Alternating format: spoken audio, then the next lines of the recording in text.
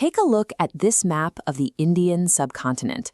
By the time Ashoka was positioned to inherit the Mauryan Empire from his father, Bindusara, and his grandfather, Chandragupta, its borders stretched across almost the entire landmass. Governing a territory this vast was a logistical nightmare.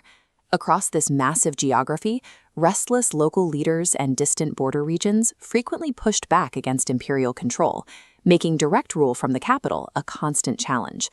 Long before he became the peaceful philosopher history remembers today, a young Ashoka was deployed exactly for this reason.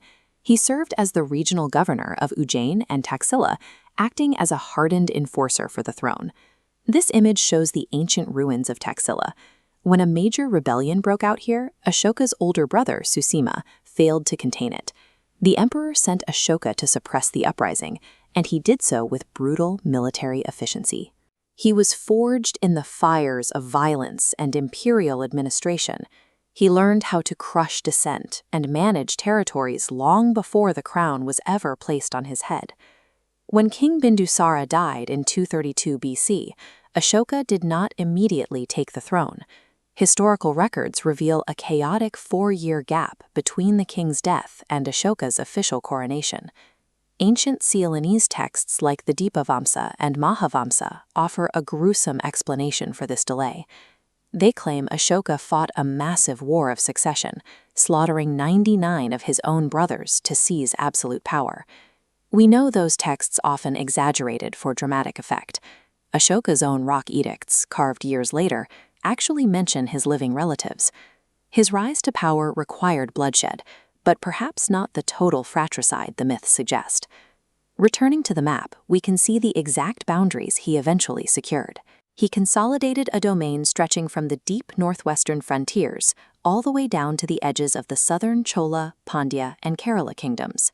By the time he officially took the throne in 268 BC, Ashoka was a battle-tested pragmatist ruling the single largest landmass in ancient Indian history. 8 years into his reign, around 260 BC, Ashoka set his sights on Kalinga. It was a powerful, independent kingdom right on the coast, and the only major region remaining outside of Mauryan control.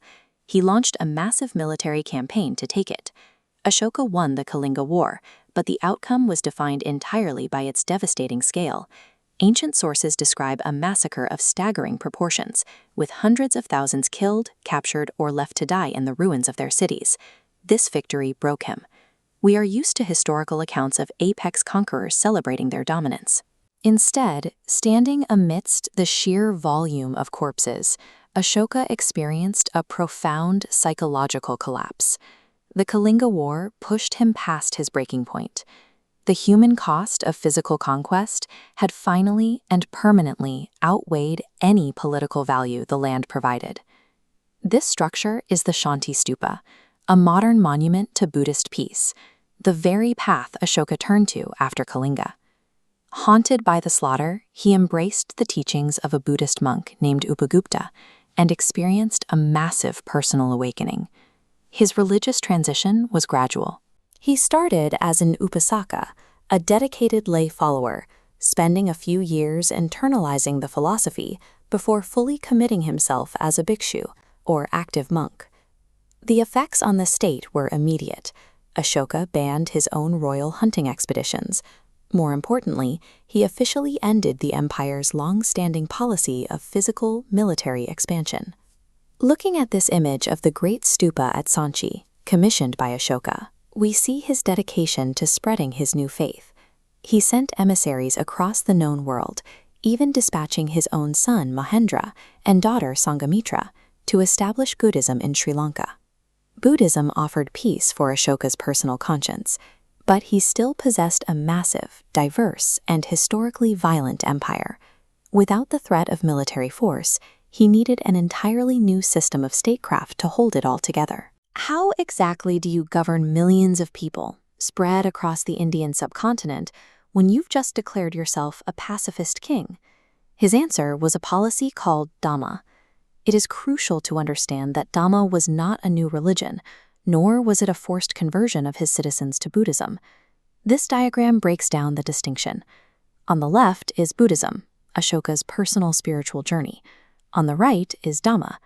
Dhamma was his own secular, socio-political code of conduct designed to keep a diverse society functioning peacefully. At its core, Dhamma relied on practical moral pillars. It required absolute obedience to parents and teachers and a strict adherence to ahimsa, or nonviolence.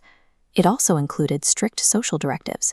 Animal sacrifices were prohibited, masters were required to treat their servants fairly, and perhaps most notably, it mandated complete religious tolerance among all the different sects living within the empire's borders. Dhamma essentially reorganized the empire's priorities, moving away from violent territorial control and toward a centralized system of moral governance. To make this work, Ashoka swapped military campaigns for Dhamma yatras. He and his officials conducted extensive administrative pilgrimages to directly oversee the welfare of the people. This image captures one of his brilliant communication strategies.